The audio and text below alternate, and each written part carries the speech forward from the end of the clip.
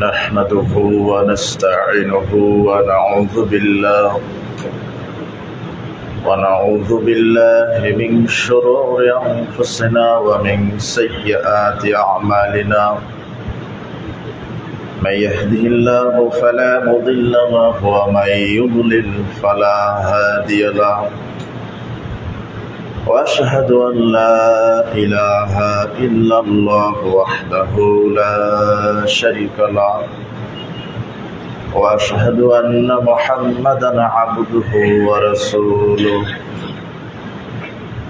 يا أيها الذين آمنوا اتقوا الله حق تقاته ولا تموتن إلا وأنتم مسلمون يا أيها الناس اتقوا ربكم الذي خلقكم من نفس واحدة وخلق منها زوجها وبث منهما رجالا كثيرا ونساء واتقوا الله الذي تساءلون به والأرحام إن الله كان عليكم رقيبا يا أيها الذين آمنوا اتقوا الله وقولوا قولا سديدا يصلح لكم أعمالكم ويغفر لكم ذنوبكم ومن يطع الله ورسوله فقد فاز فوزا عظيما أما بعد فإن خير الحديث كتاب الله وخير الهدي هدي محمد صلى الله عليه وسلم وشر الأمور محدثتها وكل محدثة بدعة وكل بدعة ضلالة وكل ضلالة في النار فأعوذ بالله من الشيطان الرجيم وإن كثيرا من الناس بلقاء ربهم لكافرون وقال الله تعالى وما يؤمن أكثرهم بالله إلا وهم مشركون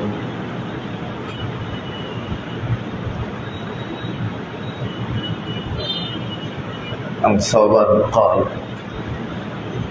قال رسول الله صلى الله عليه وسلم إن مما تخوف على أمتي أئمة المضلين رواه مسلم عن أبي هريرة قال رسول الله صلى الله عليه وسلم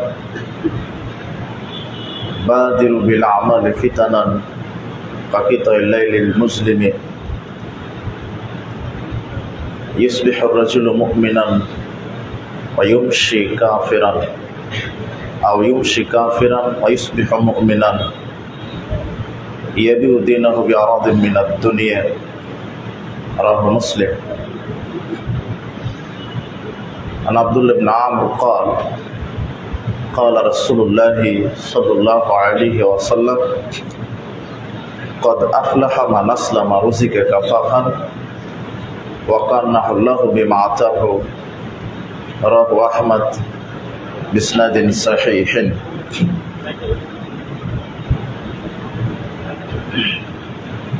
সম্মানিত মসজিদের উপস্থিতি, প্রশংসা আল্লাহ সুবহানাহু ওয়া তাআলার জন্য। আল্লাহ সুবহানাহু ওয়া তাআলা আমাদেরকে সাপ্তাহিক ঈদের দিনে পবিত্র জুমাবারে তার পবিত্র ঘর মসজিদে আসার, সাধ্য অনুযায়ী 2 রাকাত করে নফল সালাত আদায় করা এবং এরপরে আমাদেরকে খুতবা প্রদান করার এবং খুতবা শ্রবণ করার আল্লাহ সুবহানাহু ওয়া তাআলা আমাদেরকে তৌফিক দিয়েছেন।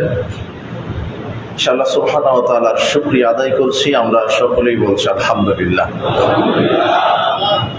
দরুদ ও সালাম আমাদের নবী, শেষ নবী মুহাম্মদ সাল্লাল্লাহু আলাইহি ওয়াসাল্লামের জন্য। আমরা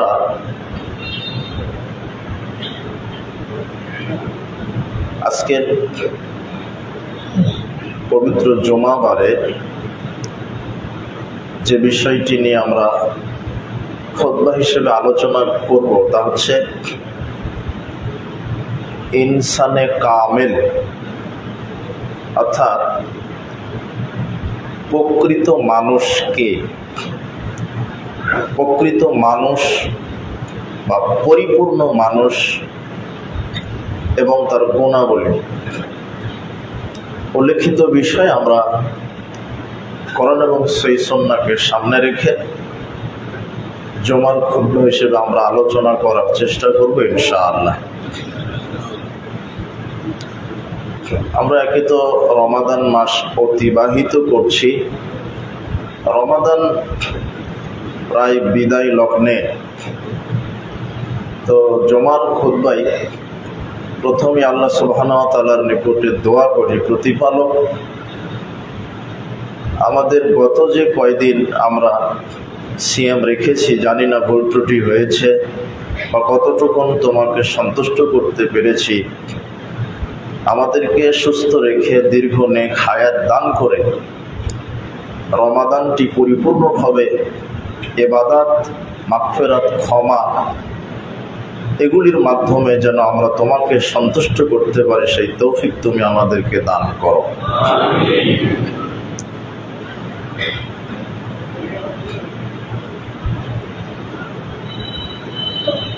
যদিও রমাদান মাস, এই মাসের গুরুত্ব, মর্যাদা ব্যাপক, এ বিষয়ে আপনারা বিভিন্নভাবে আলোচনা অনেক অবগত হয়েছেন।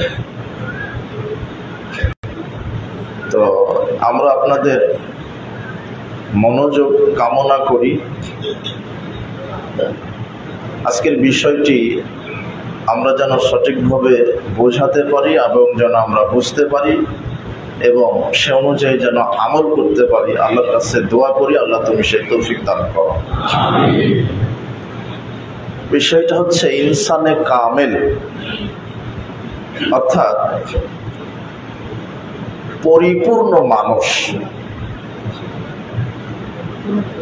একজন প্রকৃত মানুষ।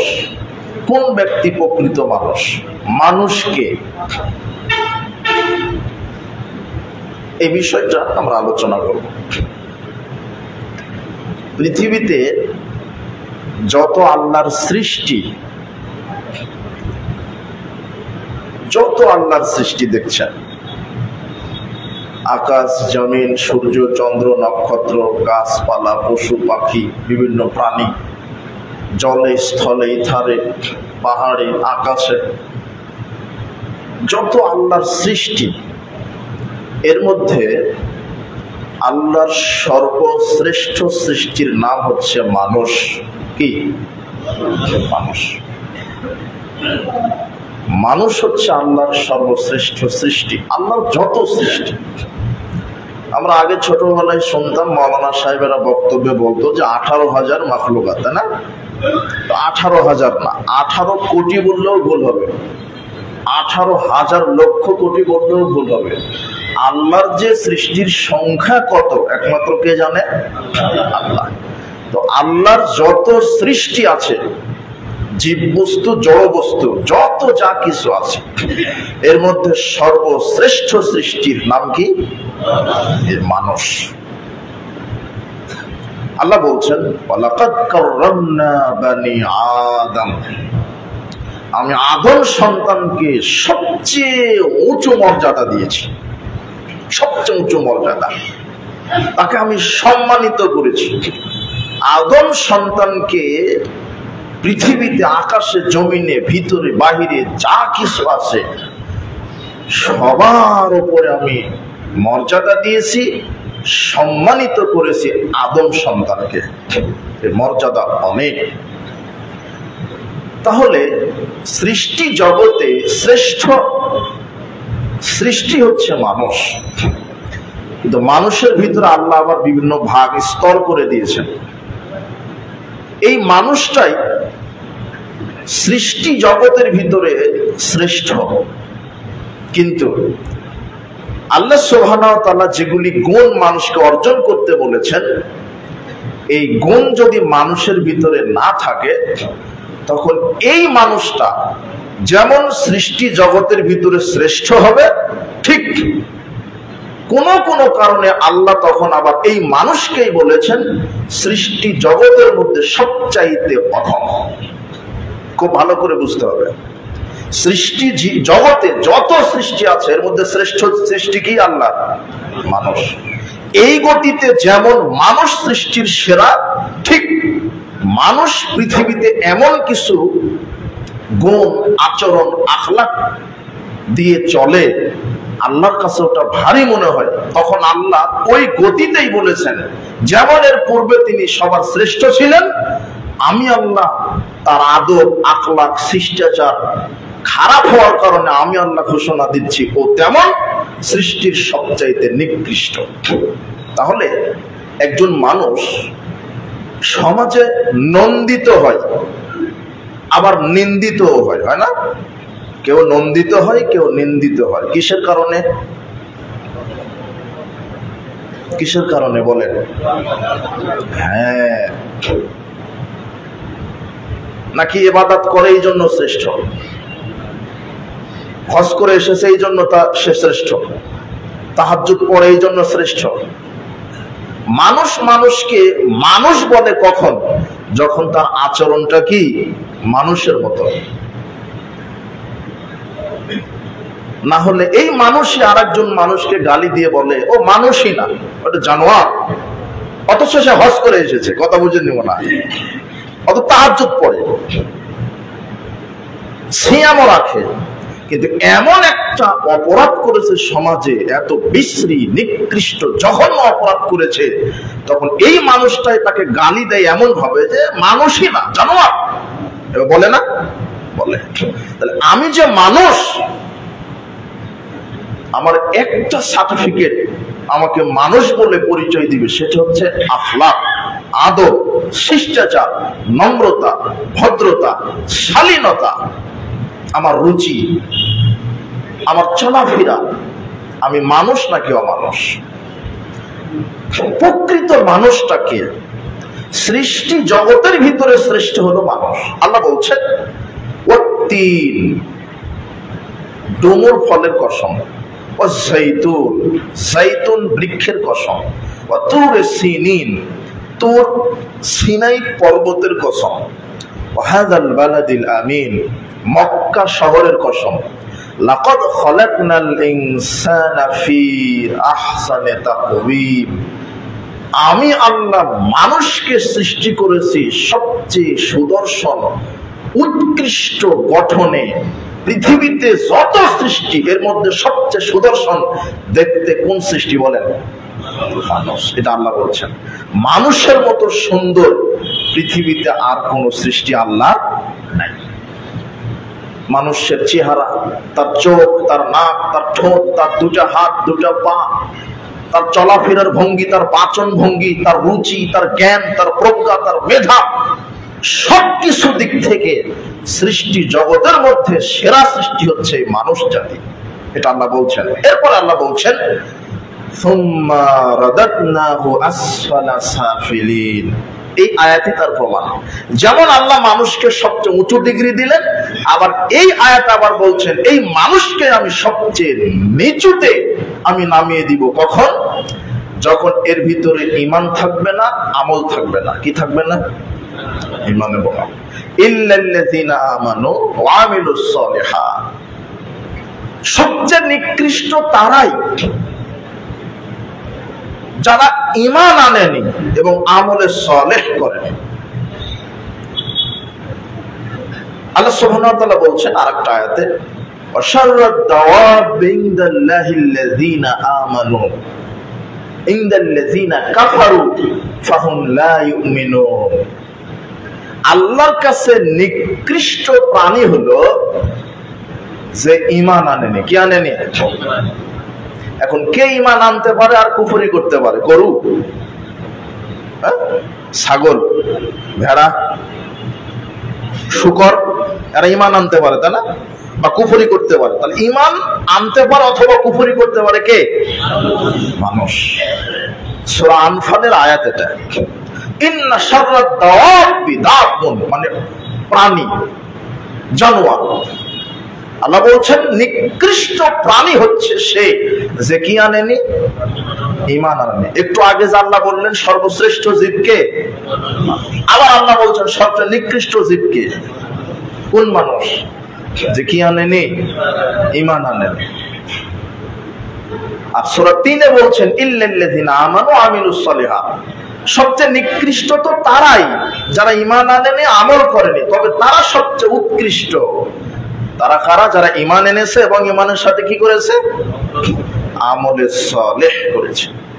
এখন সৃষ্টিগতভাবে যত প্রাণী আছে, সৃষ্টি আছে, সবচেয়ে মর্যাদা মানুষের। মানুষের মধ্যে আবার আল্লাহ ভাগ করে দিয়েছেন। সাধারণ মানুষের মধ্যে আবার সবচেয়ে উচ্চতর ডিগ্রিধারী হচ্ছে তারা যারা ঈমান এবং আমল এনেছেন, আমল করেছেন। ঈমান এবং আমল যারা করে, এদের মধ্যে আবার সবচেয়ে উঁচু মানুষ তারা যারা আল্লাহর দ্বীন সম্পর্কে জ্ঞান অর্জন করেছেন, যারা আলেম, যারা কোরআন হাদিসের দখল রাখে, যারা আলেম। আল্লাহ বলছেন সূরা মুজাদালার 11 নম্বর আয়াতে, ইয়ারফাইল্লাহুল্লাযিনা আমানু মিনকুম ওয়াল্লাযিনা উতুল ইলমা দারাজাত। আল্লাহ বলছেন তোমাদের মধ্যে যারা ইলম অর্জন করেছে, যারা ইলম অর্জন করেছে আর যারা ঈমান এনেছে, তারা সৃষ্টি জগতের মধ্যে আমি আল্লাহ তাদের মর্যাদা বহু বহু গুণ বাড়িয়ে দিয়েছি। মানুষকে আল্লাহ বিভিন্নভাবে ভাগ করছেন। সাধারণ মানুষ, সাধারণ মানুষের উপরে আবার মর্যাদা কার বেশি? যারা ঈমান এবং আমল এনেছে। ঈমান এবং আমলের উপরে মর্যাদা সবার বেশি কাদের? যারা শুধু ঈমান আমলের পাশাপাশি কি করেছে? ইলম অর্জন করেছে আল্লাহর দ্বীন বোঝার জন্য। এই জন্য আলেমদের মর্যাদা সবার উপরে। কিন্তু প্রত্যেককে আবার তার কর্ম অনুযায়ী নিচে নামিয়েছেন। দেখবেন আল্লাহ কোরআন মাজিদে বললেন না যে সবার উপরে মর্যাদা আলেমদের। কাদের? ইয়ারফাইল্লাহুল্লাযিনা আমানু, ইয়ারফাইল্লাহুল্লাযিনা আমানু মিনকুম ওয়াল্লাযিনা উতুল ইলমা দারাজাত। আমি আল্লাহ যারা আলেম তাদের মর্যাদা সবার উপরে করে দিয়েছি। সূরা মুজাদালার 11 নম্বর আয়াত। কিন্তু জাহান্নাম উদ্বোধন করবেন কাদেরকে দিয়ে?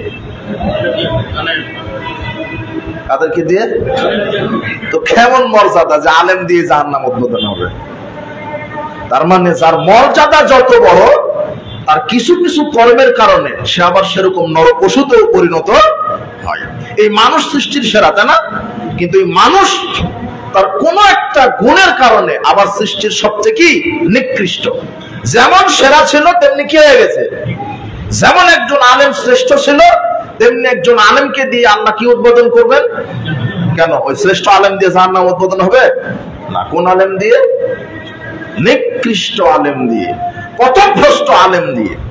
যে আলেমগুলি পৃথিবীতে ঘুরে বেড়ায়, যারা কোরআন হাদিসের অপব্যাখ্যা করে শিরক বিদআতকে সমাজে প্রতিষ্ঠিত করছে। যে আলেম মুখ দিয়ে বলে সত্য কিন্তু নিজে কর্মে করে না। আল্লাহ বলছেন ইয়া আইয়ুহাল্লাযিনা আমানু লিমা তাকুলুনা মা লা তাফআলুন, হে বিশ্বাসীগণ তোমরা এমন বক্তব্য কেন দাও যেটা তোমরা নিজেরাই পালন করো না। কাবুরা মাক্তান ইনদাল্লাহ, এটা আল্লাহর কাছে অত্যন্ত ঘৃণিত, জঘন্য যে মাওলানা বক্তা আলেম মুখ দিয়ে যেটা বলে সেটা নিজেই করে না। এটা আল্লাহর কাছে সবচাইতে ঘৃণিত। রাসূল সাল্লাল্লাহু আলাইহি ওয়াসাল্লাম বলছেন মারারতু বিকওমিন রিজালান, আমাকে মেরাজের রাত্রে আমাকে ভ্রমণ করানো হলো। আমি দেখলাম তুকরাজু শিফাহুম বিমাকারিজা মিনান নার, কিছু ব্যক্তিদের জিহ্বা আগুনের কেচি দ্বারা কেটে দেওয়া হচ্ছে। আমি বললাম জিবরাইল আর মিকাইলকে মান হাওলায়, জিবরাইল মিকাইল এই ব্যক্তি কে যার জিহ্বা আগুনের কেচি দ্বারা কেটে দেওয়া হচ্ছে? তখন জিবরাইল আর মিকাইল আমাকে বললেন, হাওলায়ে খুতবাউ মিন উম্মতিক, এরা আপনার উম্মতের আলেম, বক্তা, দায়ী। তা আল্লাহ কোরআন মাজিদে বলছেন যে সবচেয়ে মর্যাদা বেশি আমি কাকে দিলাম? আলেমকে। আবার রাসূল সাল্লাল্লাহু আলাইহি ওয়াসাল্লাম কবরের শাস্তিতে দেখলেন যে এক শ্রেণীর আলেমের কি কাটা হচ্ছে? জিহ্বা কাটা হচ্ছে। কি দিয়ে? আগুনের কেচি দিয়ে। তো কেন? তখন জিবরাইল আর মিকাইল বলছেন যে এই আলেমটা মুখ দিয়ে ভালো বলতো কিন্তু নিজে ভালো আমল করতো না। এই জন্য যেমনি আলেমের মর্যাদা যেমন, তেমনি তার কিছু অপরাধের কারণে সে নিকৃষ্ট পশুতে পরিণত হয়। যেমনি ভাবে একজন মানুষ শ্রেষ্ঠ প্রাণী ছিল, তেমনি একজন মানুষ তার আচরণের, তার স্বভাবের কারণে কি হয়ে যায়? সবচেয়ে নিকৃষ্ট প্রাণীতে রূপান্তরিত হয়ে যায়। এখন প্রকৃত মানুষটা তাহলে কে? কে প্রকৃত মানুষ? আলেম হলে প্রকৃত মানুষ হওয়া, তাহাজ্জুদ করলে প্রকৃত মানুষ হওয়া, হজ মৌসুমে হজ করলে প্রকৃত মানুষ হওয়া। আমার কথা বুঝতে পারছেন? ৫ ওয়াক্ত সালাত আদায় করলে প্রকৃত মানুষ হওয়া যায় না। তাহলে কি করতে হবে? আব্দুল্লাহ ইবনে আমর রাদিয়াল্লাহু আনহু বলছেন, ক্বালা রাসূল ইয়া রাসূলুল্লাহ আইয়ুন নাস আফযাল। এক ব্যক্তি রাসূল সাল্লাল্লাহু আলাইহি ওয়াসাল্লামকে জিজ্ঞাসা করলেন, সর্বোত্তম সর্বশ্রেষ্ঠ মানুষ কি? এটা বলা হয়নি যে সবচেয়ে ইবাদতকারী মানুষ কে। তাহলে রাসূল সাল্লাল্লাহু আলাইহি ওয়াসাল্লাম বলতেন যে তাহাজ্জুদ পড়ে, যে হজ মৌসুমে হজ করে, কোটি টাকা দান করে, নফল সিয়াম রাখে, প্রতিদিন কোরআন খতম দেয়, সে হলো সবচেয়ে ইবাদতকারী, সে সবচেয়ে ভালো। এরকম প্রশ্ন না। প্রশ্ন করা হচ্ছে মানুষ সর্বোত্তম কে, সর্বশ্রেষ্ঠ মানুষকে।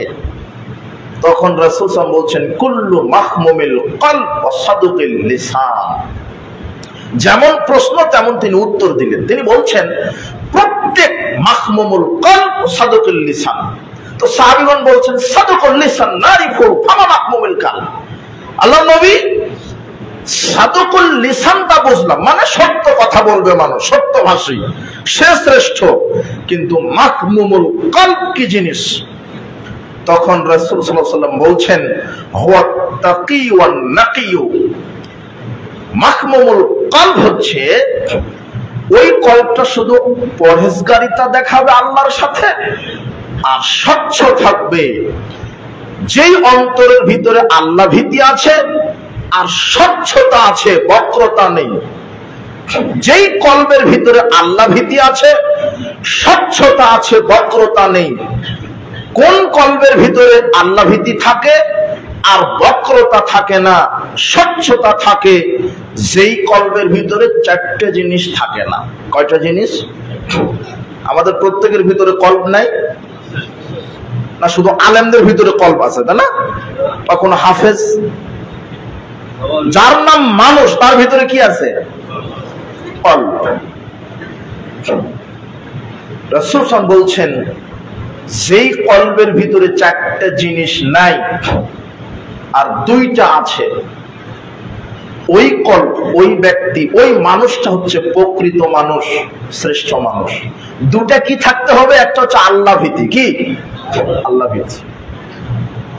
2 নম্বর, কলবটা স্বচ্ছ থাকতে হবে, পরিষ্কার, বক্রতা থাকা যাবে না।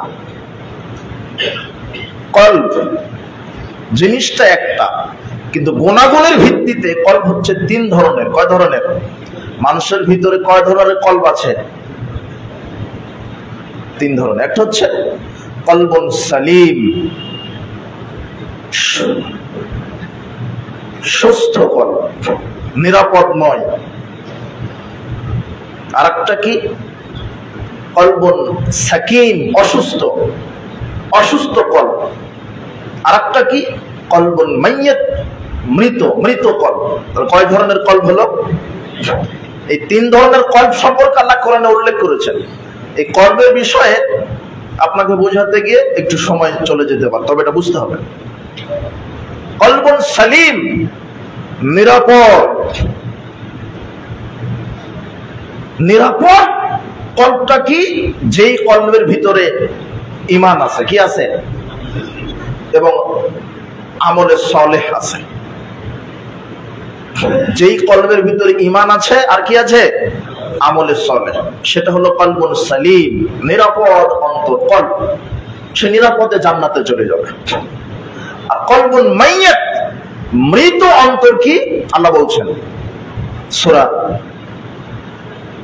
আরাফ 179 আয়াতে, লাহুম কুলুবুল লা ইয়াফকাহুনা বিহা ওয়া লাহুম আযানুল লা ইয়াসমাউনা বিহা ওয়া লাহুম আ'য়ুনুল লা ইউবসিরুনা বিহা উলাইকা কাল আনআম। এই যে দেখেন, আপনি তো মানুষ, শ্রেষ্ঠ জীব ছিলেন, সৃষ্টিগতভাবে আপনি সৃষ্টির কি শ্রেষ্ঠ, সেরা। এখন আবার আল্লাহ বলছেন উলাইকা কাল আনআম। কিসের সেরা? ওরা হলো শুকর, ওরা হলো শুকর। শুকর চেনেন না? শুকর কাল আনআম, ওরা হলো চতুষ্পদ জানোয়ার। তো শুয়ার কি জানোয়ার না? কথা বুঝেন না মনে হয় আমার। বালহুম আদাল, বরং জানোয়ারের চাইতে কি নিকৃষ্ট। কি হওয়ার কারণে?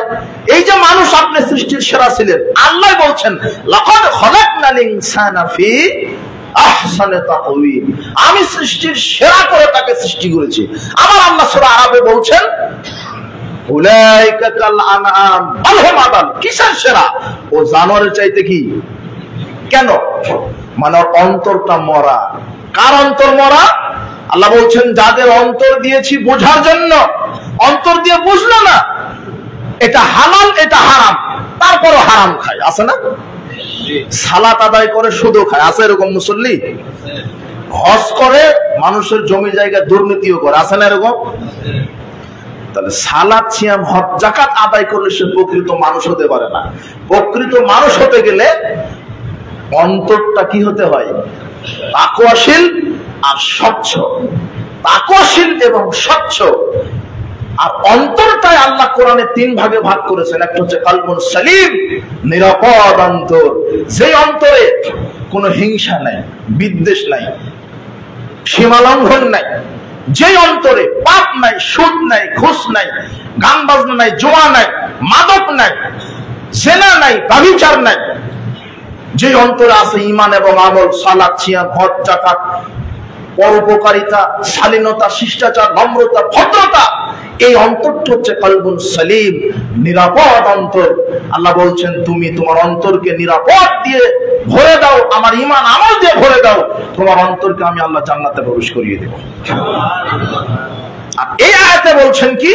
উলাইকা কাল আনআম, যাদের অন্তর দিয়েছি, বিবেক দিয়েছি ভালো মন্দ বোঝার জন্য। এটা অন্ধকার, এটা আলো, এটা ভালো, এটা মন্দ, এটা হালাল, এটা হারাম, এরপরও তারা বুঝে না। আমি বলেছি সুদ হারাম, এরপরও খায়। আমি বলেছি মদ হারাম, এরপরও খায়। আমি বলেছি 5 ওয়াক্ত সালাত আদায় করতে হবে, তারপরেও করে না। আমি আল্লাহ বলেছি মানুষ হত্যা করো না, জাহান্নাম, তারপরেও মানুষ হত্যা করে। বিবেক দিয়েছি ভালো মন্দ বোঝার জন্য, এরপরেও যে অন্তরটা ভালো মন্দ বুঝে না, ওই অন্তর হলো উলাইকা কাল আনআম। দেখতে মানুষ, অন্তরটা জানোয়ারের। এই কথা আল্লাহ বলছেন, কোরআনের আয়াত তো পড়েই আছে। কথা বুঝেননি মনে হয়? দেখতে মানুষ, অন্তরটা কিসের? চতুষ্পদ প্রাণীর। বালহুম আদাল, আল্লাহ বলছেন যে তার চাইতেও কি খারাপ। কেন? পশু প্রাণীর বিবেক নেই, মানুষের কি আছে? কি হারামখোর জানে না যেটা হারাম? একজন পুরুষ একজন নারীকে ধর্ষণ করছে, ও জানে না যে ধর্ষণ করা এটা হারাম? কথা বুঝেননি মনে হয়? আমরা আইএমএ জাহেলিয়াতের অধ্যায় পড়েছি, ছাত্র জীবনে পড়েছি যে নারীকে টাকা দিয়ে বিক্রি করা হতো, নারীর দেহকে বিক্রি করা হতো, অবৈধ জেনা করা হতো, নারীকে মাটিতে পুঁতে রাখা হতো, জেনা ব্যভিচার, মদ, গান বাজনা এগুলি করা হতো। কিন্তু জাহেলিয়াতে এমন অধ্যায় পড়িনি আমরা যে শ্বশুর ছেলের বউকে ধর্ষণ করেছে, এরকম অধ্যায় নিজের পিতা নিজের মেয়েকে ধর্ষণ করেছে, এরকম অধ্যায় জাহেলিয়াতের কোনো পাতাতে নেই। অন্তত আমি পাই না, আপনি পেতে পারেন। কথা বুঝেন নি মনে হয়?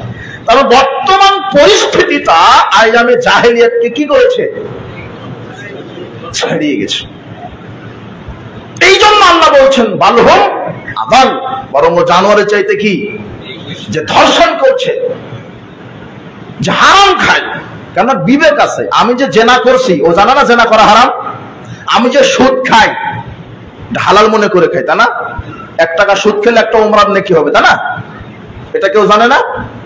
সুদখোর জানে তো এটা, যে 1 টাকা সুদ খেলে কি হবে? একটা উমরার নেকি হবে না? 1 টাকা সুদ খেলে কি হয়? 36 বার মায়ের সাথে জেনা করলে যে পাপ হয় তার চাইতে বেশি পাপ হয়। সুদখোর জানে না, এরপরও খায়। কথা বুঝেননি? বিবেক থাকার পরও বিবেক কাজে খাটায় না। তখন আল্লাহ বলছেন কিসের সৃষ্টির সেরা? বালহুম আদাল, বরং শুয়োরের চাইতে কি খারাপ। কথা বুঝতে পারছেন? তাহলে আমি মানুষ কখন হব? দেখেন, অন্তরটা 3 ধরনের। একটা কলবুন সালিম, কলবুন মাইয়াত, আর একটা হচ্ছে কলবুন সাকিম, অসুস্থ। অসুস্থ অন্তর কি? যেই অন্তরে হিংসা আছে, কি আছে? অহংকার আছে, সুদ আছে, ঘুষ আছে, দুর্নীতি আছে, পরশ্রী কাতরতা আছে, যে অন্তরে খারাপ কুচিন্তা আছে, সে অন্তরটা অসুস্থ, ভাইরাসে আক্রান্ত তার অন্তরটা। কথা বুঝেছেন? এই 3টা অন্তর। তো আপনি কোন অন্তরটা নিজের অন্তরকে গঠিত করে নেবেন? কলবুন সালিম, নিরাপদ অন্তর। আল্লাহ আমাদের অন্তরকে কলবুন সালিম করার তৌফিক দান করুন। আর এটা করতে গেলেই আপনাকে ঈমান এবং আমলের সাথে লড়তে হবে। কথা বুঝেছেন? মানুষ হতে হবে। তো ওই হাদিসের ব্যাখ্যাটা আমি এতক্ষণ দিলাম, এখনো শেষ হয়নি। রাসূল সাল্লাল্লাহু আলাইহি ওয়াসাল্লামকে জিজ্ঞাসা করার শ্রেষ্ঠ মানুষকে, কথা বুঝেন নি মনে হয়?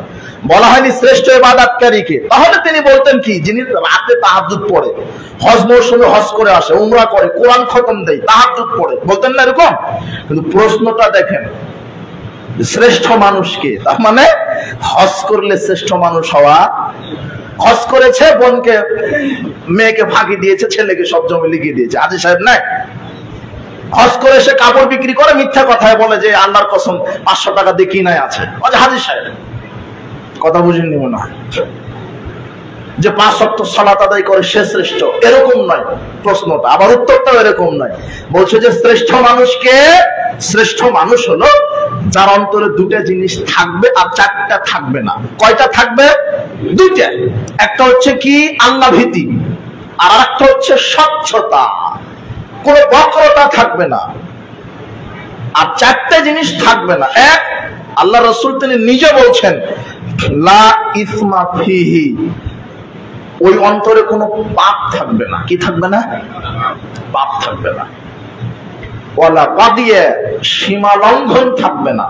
সীমা লঙ্ঘন বুঝেন? আল্লাহ বলে দিয়েছেন যে এটা হালাল, গরু খাও, ছাগল খাও, ভেড়া খাও, উট খাও, ঘোড়া খাও, এগুলি খাও, এগুলো হালাল। সালাত, সিয়াম, হজ, যাকাত, সত্য কথা, আমানতদারিতা, এগুলি সব করো। এরপরে একটা রাস্তা ব্যারিকেড দিয়ে দিয়েছেন, একটা ক্রস। এরপরে বামে বলছেন যে ঘুষ খাও না, সুদ খাও না, মানুষ হত্যা করো না, জেনা করো না, আপনার ওই মাদক সেবন করো না, জুয়া খেলো না, গান বাজনা শ্রবণ করো না, হিংসা করো না, অহংকার করো না, মানুষের উপর অত্যাচার করো না, জুলুম করো না, বেপরদায় চলো না, স্বামীর অবাধ্যতা করো না। এভাবে এগুলো সব দিয়ে দিলেন। এই দিকে দিয়ে একটা ব্যারিকেড দিয়েছেন, দিয়ে বলছেন যে তোমরা আমার সীমা লঙ্ঘন করো না। এখন যে ব্যক্তি এগুলি ছেড়ে হালালটা বাদ দিয়ে হারামে পা দিল, সে কি করলো? আল্লাহর বিধান সীমা কি করলো? লঙ্ঘন করলো। আল্লাহ বলছেন আমি যাকাত ভিত্তিক অর্থনীতি তোমাদেরকে দিয়ে দিলাম, আর শয়তান বলছে না, সুদ ভিত্তিক অর্থনীতি চালাতে হবে। কি ভিত্তিক? আর বাংলাদেশে আছে কি ভিত্তিক? বাংলাদেশের নেতা নেত্রী কি সব ইহুদি খ্রিস্টান মনে হয়, তাই না? কি মুসলমান? জানেন? উনি জেনে বলছেন তো, তাই না? তো মুসলিম যদি হয় তো রাষ্ট্রীয় ভাবে সুদ থাকে কি করে? কথা বুঝেননি মনে হয়? ঘুষ থাকে কি করে? চুরি হয় কি করে? রাষ্ট্র সম্পদ দুর্নীতি হয় কি করে? শুধু মুসলিম। হ্যাঁ, আপনি শুধু মনে করছেন যে লোকটা মুসলিম, লোকটা মুসল্লি, লোকটা হাজী সাহেব, কিন্তু আমরা বিচার করছি না আসলে লোকটা মানুষ কিনা। কি লোকটা? যার যে অন্তরে সীমা লঙ্ঘন থাকবে না, ঘুষ খাবে না, সুদ খাবে না, দুর্নীতি করবে না, জেনা করবে না। জেনা করলে, সুদ খেলে, ঘুষ খেলে, শিরক করলে আল্লাহর বিধানকে কি করলো? এই মসজিদের মাইকটা চুরি হয়ে গেছে, আজকে একটা সুর চুরি করেছে। অথবা আজকে আপনি নেতা মানুষ, দামি জুতা পরেন, অ্যাপেক্স বাটা কোম্পানির জুতা বা চায়না কোম্পানির কোন জুতা, 12-13 হাজার টাকা, 18 হাজার টাকা দামের জুতা পরছেন এখানে। তো একটা চোর ওই জুতাটা চুরি করতে গিয়ে মুসল্লিদের সামনে ধরা খেয়ে গেছে। কি খেয়ে গেছে? ধরা। তো পিটাবে না ওকে? পিটাবে কিনা? আরে তো মুসল্লির জুতা চুরি করছিস তুই, তো একে তো আবার নেতার জুতা, বুঝেননি মনে হয়, 12,000 টাকা দামের জুতা। আচ্ছা, অথবা একটা সরকারি কোন চাকরিজীবীর জুতা, কেন ওরা বড় বেতন পায়, তাদের তো দামি জুতা হবে, তাই কি না? এই যে জুতা চুরি হলো, জুতা চুরিকে ধরা হলো। এখন আমার কাছে আপনার প্রশ্ন, বা আপনাদের কাছে আমার প্রশ্ন, বলেন যেই নেতা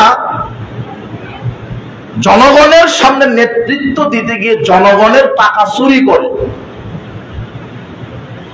অথবা একজন পুলিশ অফিসার, তার কাছে আপনি কেস নিয়ে গেছেন, টাকা ছাড়া কেসটা পুলিশ অফিসার কি নিবে না? ঘুষখোর পুলিশ নাই বাংলাদেশে? দুই একটা আছে, তাই না? দুই একটা আছে। আর দুর্নীতিবাজ নেতা নেত্রী নাই? দুই একটা মনে হয় আছে। এখন কথা, ভূমি অফিসে, ইনকাম ট্যাক্স অফিসে, পাসপোর্ট অফিসে, ভিসা অফিসে এই যে ঘুষখোরগুলি থাকে, থাকে না? আচ্ছা, একটা পুলিশ অফিসারের জুতাটাই চুরি হয়ে গেল, অথবা একজন কোন এমপির বা মন্ত্রীর জুতাটা চুরি হয়ে গেছে, চোরকে ধরলো। এখন বলেন, যেই পুলিশ অফিসার সরকারি চাকরি করে সরকারি বেতন ভোগ করার পরে ঘুষ ছাড়া কোনো কেস ফাইলে লিখে না, এ বড় চোর না জুতা চোর বড় চোর? কোনটা? কে চোর বড়? বুঝলেন মনে হয় কথা আমার?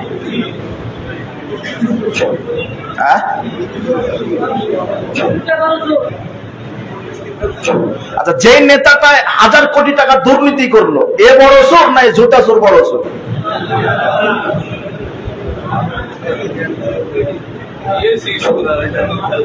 হ্যাঁ, এই ঘুষখোরি সবচেয়ে কিছু বড় চোর।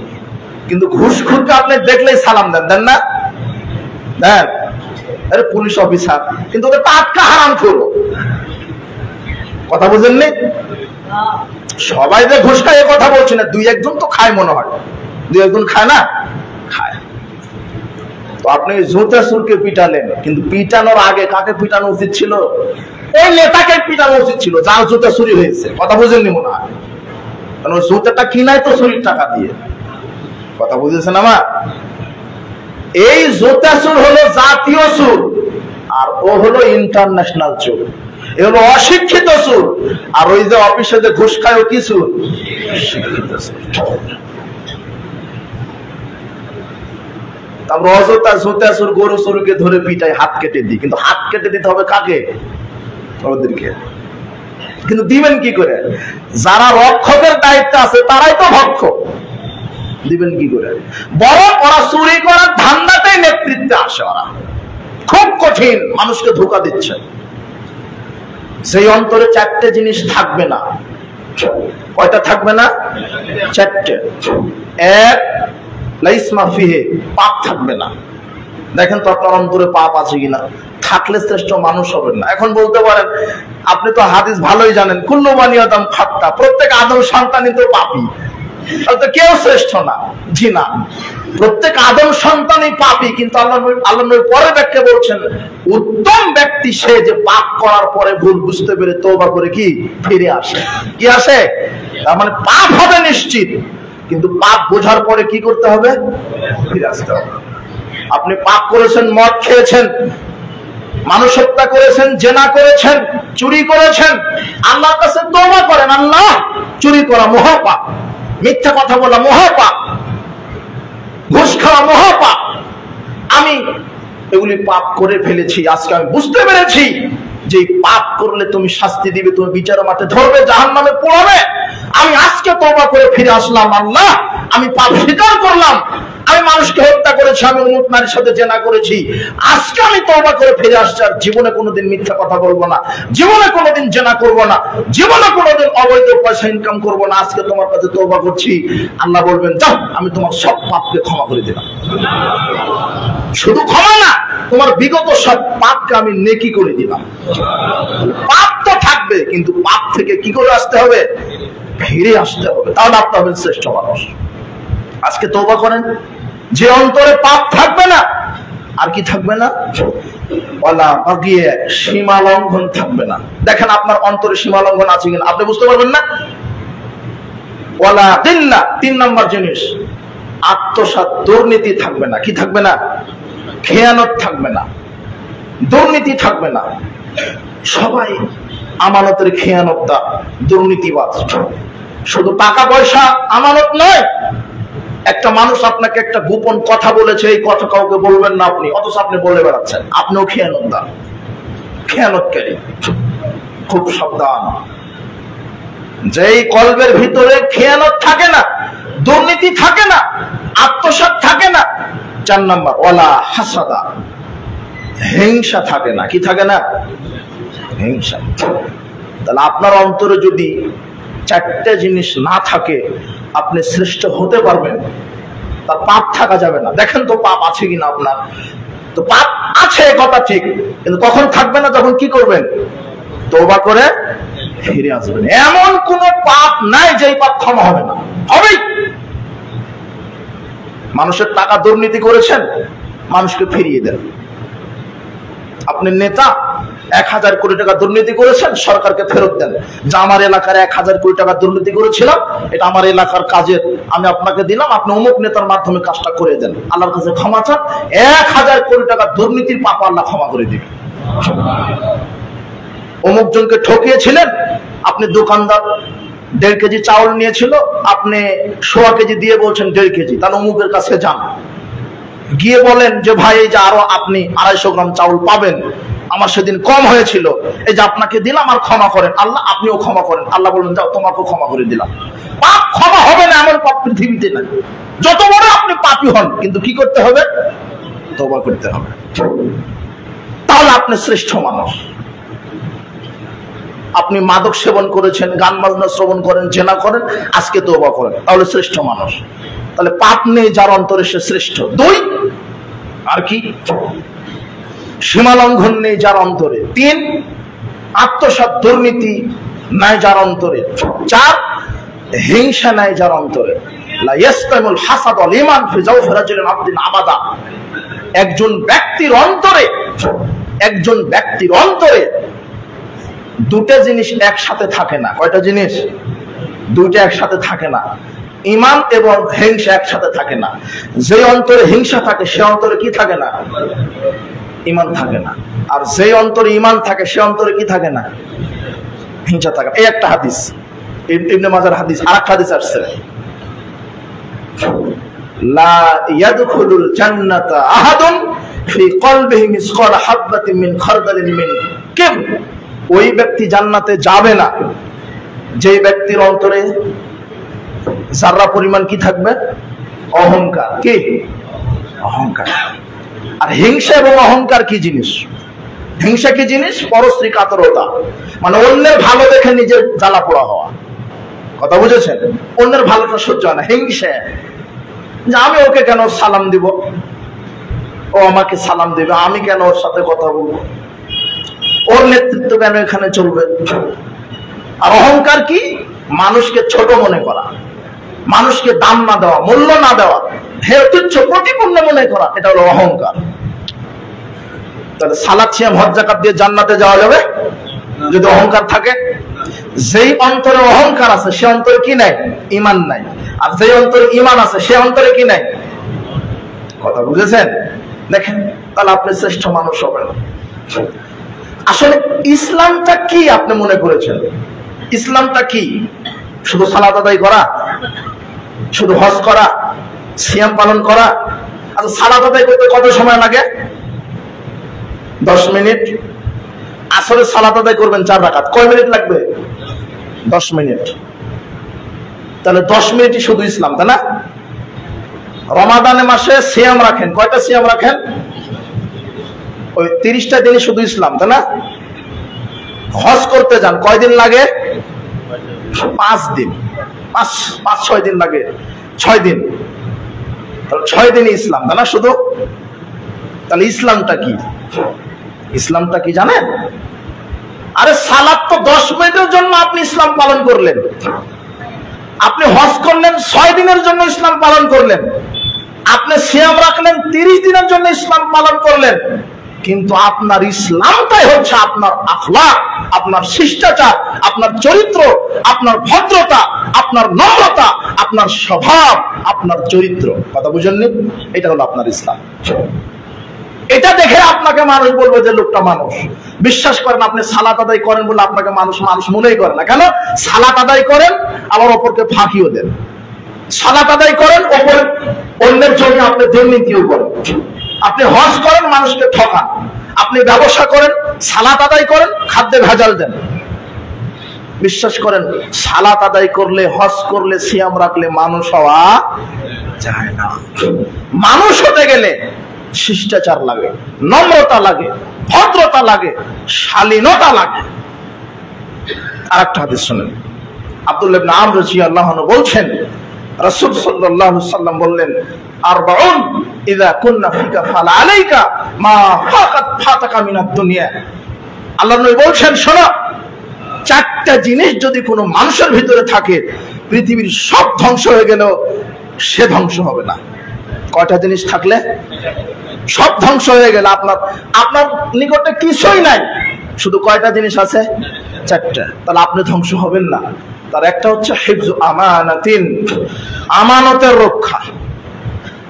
আমানতের রক্ষা, আপনি আমানতদার হবেন, খেয়ানতদার নয়।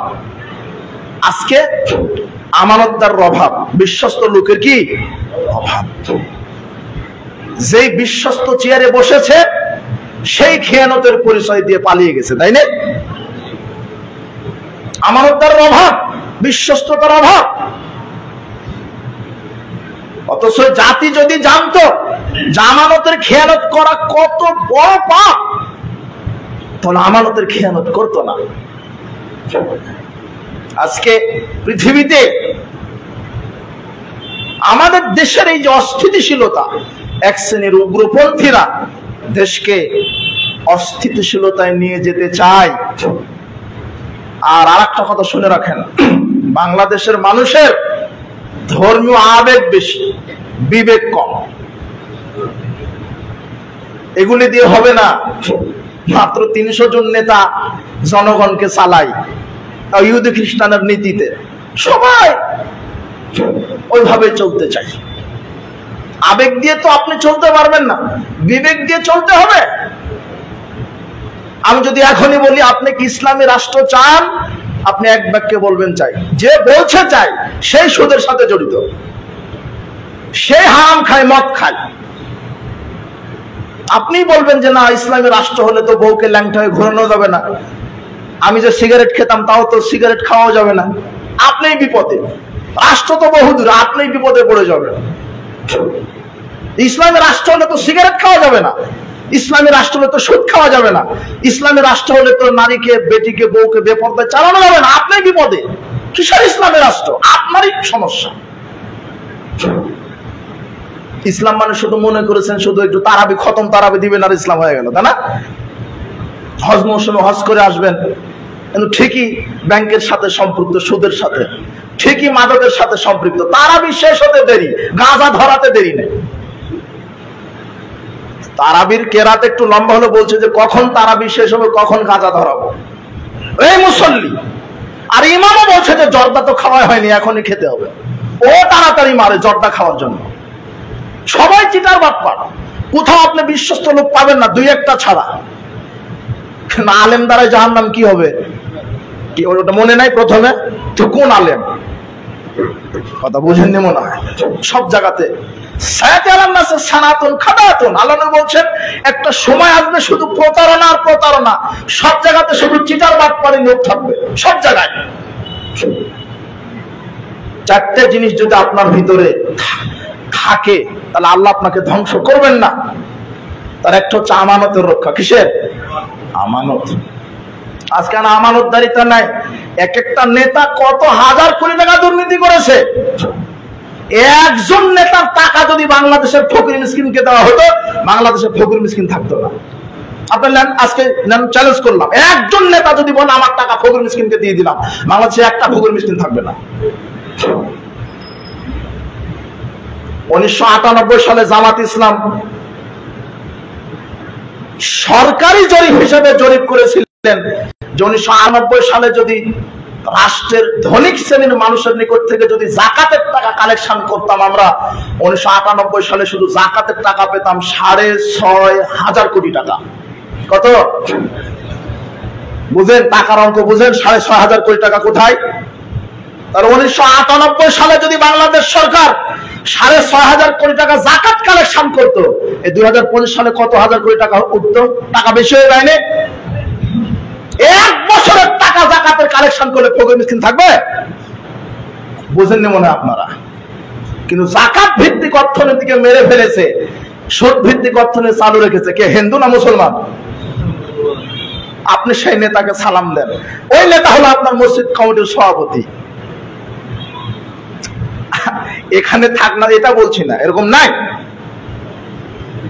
কথা বুঝেন কিছু আমার? তো নেতার দোষ দিচ্ছেন কেন? দোষ তো জনগণের। আপনি রাস্তায় বলতে পারেন না, নেমে স্লোগান দিতে পারেন না, সকল বিধান বাতিল করি ওহির বিধান কায়েম করি বলতে পারেন না? আপনি বলবেন কি করে? আপনি এটা যদি বলেন আপনারই বিড়ি খাওয়া হবে না, এই জন্য আপনি বলেন না। আপনি সুদ খেতে পারবেন না, ঘুষ খেতে পারবেন না, ওটা আমরা বহুকাল থেকে দেখছি। জি না, বাংলাদেশের মানুষ হুজুগে চলে, যে যেদিকে তারাই সেদিকে চলে। এমনিতে বলে ইসলাম চাই, কিন্তু নিজের ভিতরে ইসলাম নাই। এই দিয়ে হবে না। কবে হবে? নূহ আলাইহিস সালাম 950 বছর দাওয়াত দিয়েছিলেন। কত বছর? দিতে থাকি না। আল্লাহ যেদিন চাইবে সেদিন ইসলামী রাষ্ট্র কায়েম হয়ে যাবে ইনশাআল্লাহ, হয়ে যাবে। এই জন্য আমল আকীদার দাওয়াত দিতে হবে। আকীদা আমার পরিবর্তন হলেই হবে।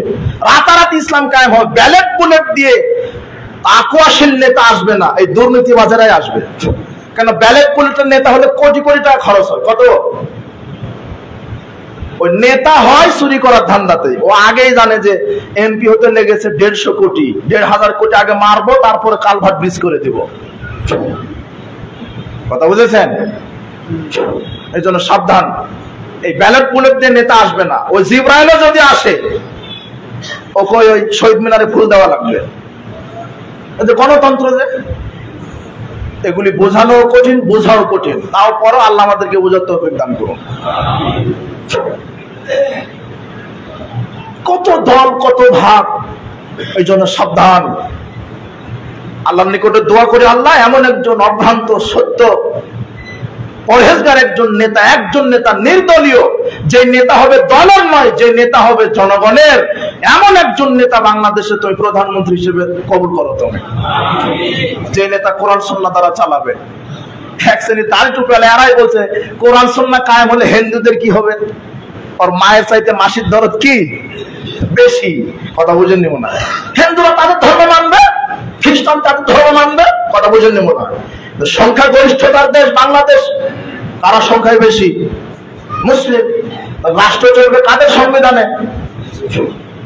এটাই স্বাভাবিক। এত ধর্ষণও হবে না। একজন ধর্ষণকে কি করে? জনগণের সামনে নিয়ে আসেন, ফাঁসি দেন। ধর্ষণ হবে? আর হবে না। যে ধর্ষণ করছে সে লোক নেতার লোক, কেমন করে বিচার করবে? কথা বুঝেননি মনে হয়? আমি এমপি পদপ্রার্থী, আপনারা 100 জন আমার ক্যানভাস করেছেন, দিন রাত খেটেছেন আপনারা। আমার কর্মীরা যে ধর্ষণ করে, চুরি করে, আমি বিচার করতে পারবো তাদের? কথা বুঝেননি মনে হয়? মাছ খান না কাটা ফেলে খান, তো বুদ্ধি বিবেক আছে তো? বাংলাদেশে বিচার হচ্ছে না কেন? এই এক শ্রেণীর নেতাদের চামচাগিরি করার কারণে বাংলাদেশে বিচার হচ্ছে না। আইন আছে, আইনের প্রয়োগ নাই, বাস্তবায়ন নাই। যে বাস্তবায়ন করবে সে হলো বড় চোর। আগে আপনি কি করবেন? আমি মন্ত্রী, আমারই কর্মীরা ধর্ষণ করে, আমি বিচার করতে পারবো? অসম্ভব। ওই আজকে আমার দুই ভাইকে বললাম যে সাইদি সাহেব একটা বক্তব্য বলছিল, আসামি ধরেছে ওসি সাহেব, ধরতে দেরি, থানায় ফোন যেতে দেরি নাই, নেতা সাহেব বলছে ওসি সাহেব কারে ধরছেন? বলছে বল্টু মিয়ারে। এই বক্তব্য শুনছেন? কারে ধরছেন? বলছে বল্টু মিয়ারে। সারা মিয়া, আমার দলের লোক তুমি টের পাও নাই? তখন ওসি সাহেব বলছে স্যার অস্ত্র সজ্জা ধরছি। নেতা বলছে অস্ত্র সজ্জা ছাড়াই দে। কথা বুঝেননি? এই হলো গণতন্ত্র। আপনি যে নেতার কাছে ধর্ষণের বিচার নিয়ে যাচ্ছেন, ওই নেতাই ধর্ষক। কয়টা নারী তার পিছনে থাকে আপনি কি খবর নেবেন? কিসের বিচার হবে? যে ধর্ষণ করেছে সে এমপির লোক, মন্ত্রীর লোক, কিসের বিচার? এর নাম হলো গণতন্ত্র। এই দলীয় রাজনীতি, ইহুদি খ্রিস্টানের রাজনীতি বাংলার জমি থেকে কবর দিতে হবে। ইসলামী শরিয়া বাস্তবায়ন করলে ধর্ষণের বিচার হবে, চুরের বিচার হবে, ডাকাতের বিচার হবে। ওই ওয়াজ করে মাওলানা বলবে না বাবা যে সালাত আদায় করো। শুধু কোরআন আর হাদিস সংসদে বসে দেখেন, যে সালাত আদায় করবে না তার ফাঁসি হয়ে যাবে, যে ধর্ষণ করবে তার ফাঁসি হবে, যে চুরি করবে তার হাত কাটা যাবে। কিন্তু যে চুরি করে অপরাধী ও হলো নেতার লোক, যে ছিনতাই করে ধরা পড়ছে ও হলো নেতার লোক। কথা বুঝেননি মনে হয়? ও আপনার কি বিচার করবে? যার কাছে যাচ্ছেন, যার বিচার দেওয়ার, আমার কাছে এসেছেন যে অমুক বল্টু মিয়া অপরাধ করেছে, আমার মেয়েকে ধর্ষণ করেছে, তো ওই বল্টু মিয়া আমার লোক, আমার ক্যানভাস করেছে। কথা বুঝেননি? এই হলো বাংলাদেশের রাজনীতি। কিসের এত দল, কিসের এত মত? আপনিও ঠিক বললেন, কিন্তু ভোট তো ঠিকই বেনামাজের বাক্সে দিয়ে দেন। এমন নেতা নামাজ তো বড়দের কথা ওজুই জানে না। কথা বুঝেছেন? তাহলে আমি ভোটের এখানে দলের কোনো ইয়ে করিনি, আমি ক্যানভাস করিনি। ভোট পদ্ধতি প্রচলিত যে ভোট, এটা হারাম। প্রচলিত গণতন্ত্র কুফরি মতবাদ। ইসলাম নেতা নির্বাচন হবে সিলেকশনে, কিসে? বাছাই করা। 1 সেকেন্ড লাগবে না নেতা নির্বাচন হতে। আর এখন 3 মাস ক্যানভাস করো, অমুককে হটাও, অমুককে গুম করো। কত কোটি টাকা লাগে, কত কোটি লাগে, অমুককে মারে দাও, আমাকে সিয়ার দরকার। হাজার হাজার কোটি টাকা খরচ করে নেতা হয়, হাজার লক্ষ কোটি টাকা চুরি করার ধান্দাতে। তাহলে এগুলি দিয়ে দেশ চলবে না? বিচার নাই, আইন আছে, আইনের কি নাই? প্রয়োগ নাই। যে প্রয়োগ করবে সে হলো ওই অপরাধের অপরাধী। আজকে এত দেশে অরাজকতা, ছিনতাই, চুরি, রাহাজানি, আপনি খবর পত্র পত্রিকা দেখতেছেন না? এমন একটা দিন নাই ধর্ষণ নাই, ছিনতাই নাই, চুরি নাই। কেন? এগুলোর আইনের বাস্তবায়ন নাই। 4টা জিনিস যদি আপনার ভিতরে থাকে, পৃথিবী ধ্বংস হবে, আপনি ধ্বংস হবেন না। তার হচ্ছে আমানতের রক্ষা। কি? আমানত, আমানতদারিতা। আমি নেতা, আল্লাহ আমার উপর আমানত দিয়েছে কোরআন সুন্নাহ দ্বারা রাষ্ট্র পরিচালনার। এই নেতাকে ধরবেন না আল্লাহ? ফেরাউনকে ধরেছেন, নমরুদকে ধরেছেন, কারুনকে ধরেছেন, আপনাকে ধরবেন না? যেদিন ধরবে সেদিন আল্লাহ ছাড়বে না। তার প্রমাণ দেখলেনই তো। তা আপনি আবার ওই পথে চলেন না, সে আল্লাহ নাই। 2 হুসনু খলিকাতিন, দ্বিতীয় গুণ যেটা থাকবে সেটা কি? উত্তম চরিত্র। উত্তম কি? চরিত্র। 3 সিদকু হাদিসিন, সত্য কথা। 3 নম্বর গুণ কি? সত্য কথা। 4 নম্বর ওয়াইফাতুল ফি তুহমাতিন, বৈধ রুজি। 4 নম্বর কি? 4টা জিনিস যদি আপনার ভিতরে থাকে, আল্লাহ আপনাকে কি করবেন না? ধ্বংস করবেন না। 1 আমানতের রক্ষা, 2 নম্বর কি? ভালো আচরণ, 3 সত্য কথা, 4 হালাল পবিত্র রুজি। কিভাবে আপনি বলবেন আমার রুজি পবিত্র? আপনি তো ঘুষখোর। ওই জুতা চুরকে চুরি মনে করলেন, কিন্তু পাসপোর্ট অফিসে ঘুষ ছাড়া আপনার ভিসাই দিচ্ছে না। কথা বুঝেননি মনে হয়? তো ও বড় জুতা চুর বড় চুর না ভিসা অফিসে যে বসে আছে ও বড় চুর? শুধু পার্থক্য কি হলো, শিক্ষিত চোর আর কি অশিক্ষিত। হলো ইন্টারন্যাশনাল আর কি জাতীয়। তাহলে বড় চোর কে? ওই তো অফিসে বসে আছে সে। হালাল রুজি হতে হবে। এ হজ মৌসুমে হজ করে, ঘুষের টাকাতে হজ করে আসে।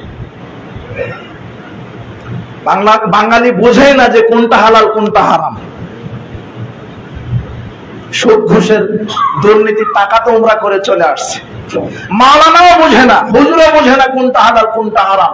হুজুরকে বলছে যে মৌলানা সাহেব আমার মেয়েটা নৃত্য কলাতে চান্স পেয়েছে, একটু দোয়া করেন। তো হুজুর বলছে আলহামদুলিল্লাহ। হুজুরও মেরে দিল আলহামদুলিল্লাহ। মানে নাচ গানে চান্স পেয়েছে তার মেয়েটা। বাপ গর্ব করে বলছে আমার মেয়েটা খুব সুন্দর নাচতে পারে। এবারে কলেজে ফার্স্ট হয়েছে, শিক্ষা সফরে গিয়ে একটা ডান্স দিয়েছে, স্যাররা খুব খুশি। কথা বুঝেননি মনে হয়? আর মেয়েকে শিক্ষা সফরে পাঠালেন মালাকুল মউতের সাথে। হজে যেতে পারে না মাহারাম ছাড়া, আর শিক্ষা সফরে পাঠিয়েছেন মেয়েকে। বলছে যে বয়ফ্রেন্ড আছে আমার সাথে, আপনার ছেলে বলছে গার্লফ্রেন্ড আছে আমার সাথে। অথচ আপনি তাহাজ্জুদ পড়েছেন, তাহাজ্জুদ পড়ে দোয়া করছেন আল্লাহ মেয়েকে সহি সালামতে ফিরিয়ে দিও। এমন সহি সালামতে ফিরালো, এক সপ্তাহ না যেতেই খবর যে পেটে 4 মাসের বাচ্চা। বিবাহ দিয়েছেন 1 সপ্তাহ হয়নি, জামাই পক্ষের লোক কি বলছে পেটে কয় মাসের বাচ্চা আছে? 4 মাসের। অথচ আপনি হজ করে এসেছেন তাহাজ্জুদ পড়েন। তো মেয়েকে ল্যাংটা করে ঘুরালে হবে? ভালো মানুষকে, প্রকৃত মানুষকে, যে 5 ওয়াক্ত সালাত আদায় করলে প্রকৃত মানুষ হওয়া যায় না, হজ করলে যায় না। তাকওয়া থাকতে হয়, স্বচ্ছতা থাকতে হয়, হিংসা বিদ্বেষ মুক্ত থাকতে হয়, শালীনতা নম্রতা ভদ্রতা থাকতে হয়, সীমালঙ্ঘন করতে হয় না। বিচারের মাঠে আমি শেষ করে দেব, বিচারের মাঠে আর একটা কথা শুনে রাখেন, নেকির চাইতে পাপের ক্ষমতা বেশি। কার ক্ষমতা বেশি? পাপের ক্ষমতা বেশি, নেকির ক্ষমতা খুবই কম, পাপের ক্ষমতা বেশি। কিভাবে দেখবেন? আন্না রাসূলান ইয়া রাসূলুল্লাহ ইন্না ফুলানাতা তুযকারু মিন কাসরাতি সালাতি ওয়া সিয়ামি ওয়া যাকাতিহা। আল্লাহর নবী, আমি একজন মহিলা সম্পর্কে জানি। আপনারা সবাই বুঝতে পারছেন তো আমার কথা, তাই না? কোন কষ্ট হচ্ছে নাকি? বলছে আল্লাহর নবী, আমি একজন মহিলা সম্পর্কে জানি, খুব বেশি সালাত আদায় করে। কি করে? মানে ফরজ 5 ওয়াক্ত পড়ে, তাহাজ্জুদ পড়ে। কাসরাতু সিয়ামিহা, খুব বেশি সিয়াম রাখে, মানে রমাদানে করে এবং নফল সাদাকাতিহা, যাকাত তো ফরজ দেয়, নফল সাদকা করে অনেক। মসজিদ মাদ্রাসা এতিমখানা দান করে, দান আর দান, লক্ষ লক্ষ টাকা দান করে। তবে আমি জানি মহিলাটি গয়রান্নাহা তুজি জিরানাহা বিলিসানিহা, মহিলাটি এই জিহ্বা দিয়ে প্রতিবেশীকে কষ্ট দেয়। কি দেয়? কষ্ট দেয়। এই জিহ্বা দ্বারা কষ্ট দেয় মানে গীবাত করে। কি করে? মানুষের কি করে? বদনাম করে, গীবাত করে, মুখের পাপ, মিথ্যা কথা বলে, ঝগড়া করে, অভিশাপ করে। এই মহিলা এই জিহ্বা দিয়ে প্রতিবেশীকে কষ্ট দেয়, গীবাত করে, অপবাদ দেয়, মিথ্যা বলে, ঝগড়া করে। রাসূল সাল্লাল্লাহু আলাইহি ওয়াসাল্লাম বলছেন হিয়া ফিন্নার, মহিলার থাকার জায়গা কোথায়? এখন বলেন তো এই হাদিসে মহিলার নেকির কাজ কতগুলি, পাপের কাজ কয়টা? বুঝেননি মনে হয়? এই মহিলার নেকির কাজ কত? অনেক। সালাত, সিয়াম, যাকাত, সাধারণ দান, নেকির অভাব নাই। পাপ কয়টা? কিসের? জান্নাত হলো? কি হলো? তার মানে সালাত, সিয়াম, হজ, যাকাত প্রকৃত মানুষ হওয়ার মাধ্যম না। প্রকৃত মানুষ হতে গেলে আচরণ, নম্রতা, ভদ্রতা, শিষ্টাচার, শালীনতা, এই অন্তরকে স্বচ্ছ রাখতে হবে। এই মানুষের সংখ্যায় বর্তমান সমাজে কি কম। প্রকৃত মানুষ হতে শিখেন। সর্বোপরি রমাদানের যে মেসেজটা আমি আপনাদেরকে দিতে চাচ্ছি, রমাদান মাস ট্রেনিং এর মাস। এই মাসে আমরা হারাম খাবো না, মিথ্যা বলবো না, গান শ্রবণ করব না, সুদ খাবো না, ঘুষ খাবো না, দুর্নীতি করব না। এই মাসে করব না, তাই না? তাই কি না? বাকি 11 মাস করব, তাই তো?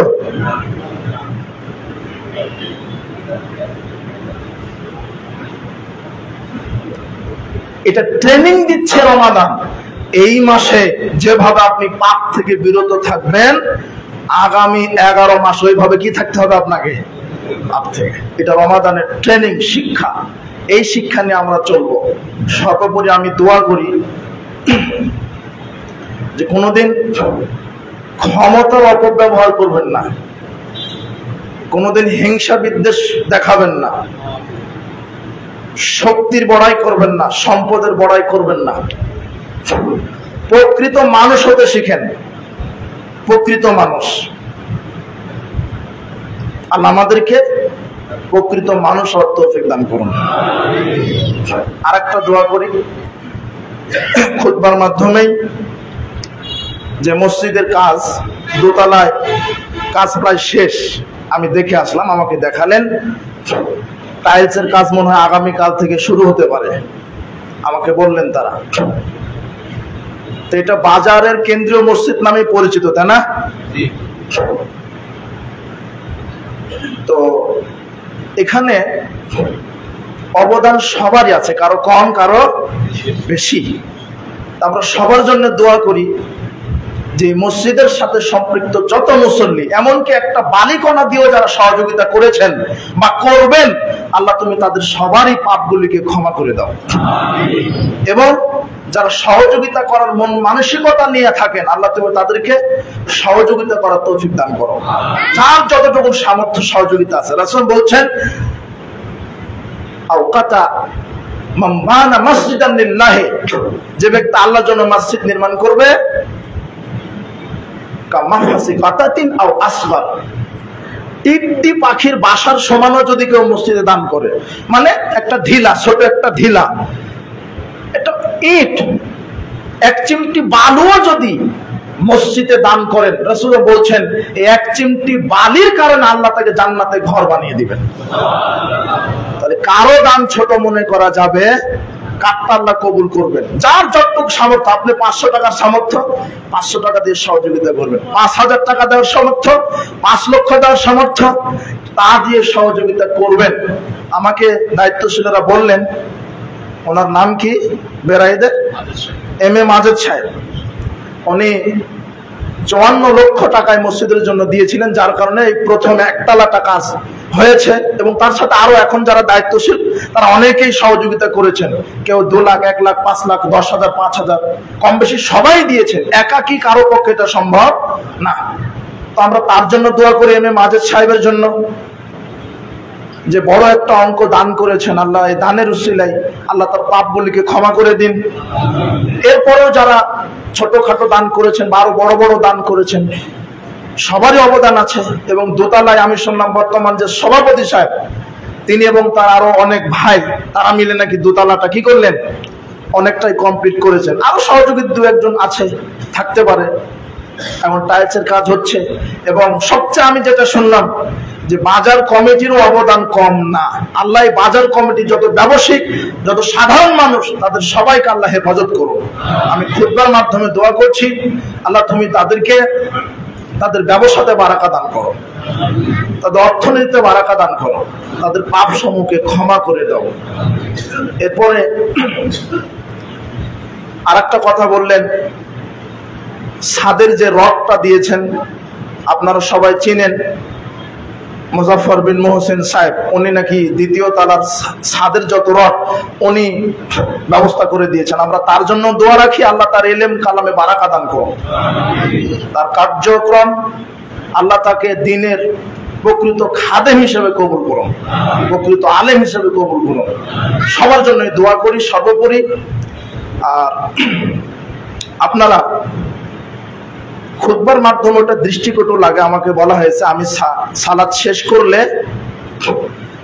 আমি সবাইকে বলবো আপনারা সাধ্য অনুযায়ী হয়তো বা কি নিয়ে চাদর বা কিছু নিয়ে যাবে, অথবা যদি দান কি থাকে, দান বক্স থাকে, সবাই সাধ্য অনুযায়ী দান করবে। একে তো রমাদান, আর রমাদানে দান করলে যে 70 গুণ নেকি বেশি এরকম না, কত গুণ নেকি বেশি সেটা কে জানে। রমাদানের প্রত্যেকটা কর্মে বরকত বেশি। কি বেশি? বরকত। আমরা সাধ্য অনুযায়ী দান করবো, এখন তো দিব, পরবর্তীতে। আবার আরেকটা কথা আমাকে বললেন, আমি খুশি হয়েছি, যে মসজিদ কোটি কোটি টাকা দিয়ে বানানো হয়, কিন্তু 5 বার সালাত আদায় করে কি আর, কিন্তু না, মসজিদ শুধু সালাতের জায়গায় না, রাসূল বলছেন মসজিদ কোরআন তেলাওয়াতের জায়গা, মসজিদ তাসবিহ তাহলিলের জায়গা। তার মানে এখানে কোরআন শিক্ষা কেন্দ্র আমরা বানাতে পারি না? আমাকে বলা হলো যে 5 তলা ফাউন্ডেশন দেওয়া হয়েছে। আল্লাহর কাছে দোয়া করে আল্লাহ যেন 5 তলা ফাউন্ডেশন দেওয়ার তৌফিক দান করে। 3 তলা 4 তলা থাকবে মুসল্লিদের জন্য, 1 তলা বা 2 তলা মাদ্রাসা। আল্লাহ কবুল করুন। কথা বুঝেননি? তাহলে আপনাদেরই আগে আসতে হবে, আর আপনি না দিলে জনগণ দিবে না। আপনি জনগণের তো আশা করেন না, যে কোনো কাজ ধরতে আগে নিজে দেওয়ার চেষ্টা করবেন। কথা বুঝেছেন? এই মসজিদ, এই সম্পদ, এটা আপনাদের। এই ধানীখোলা, এই জাতীয় মিলন সমাজ মাঠ, এটা সারা বিশ্ববাসী ছিল, আলহামদুলিল্লাহ, এটা তো আপনাদেরই অবদান। এই ধানীখোলার নাম শুধু বাংলাদেশ না, সারা বিশ্বে যত মুসলমান আছে সবাই এই ধানীখোলাকে চিনে। এই ঐতিহ্য ধরে রাখতে হবে না? তাহলে আপনাদেরই অবদান। কাজে আপনারা কি সার্বিকভাবে এগিয়ে আসবেন, এটা প্রথম খুতবাতেই বলে দিলাম। আলহামদুলিল্লাহ ওয়াহদা ওয়াস সালাতু ওয়াস সালামু আলা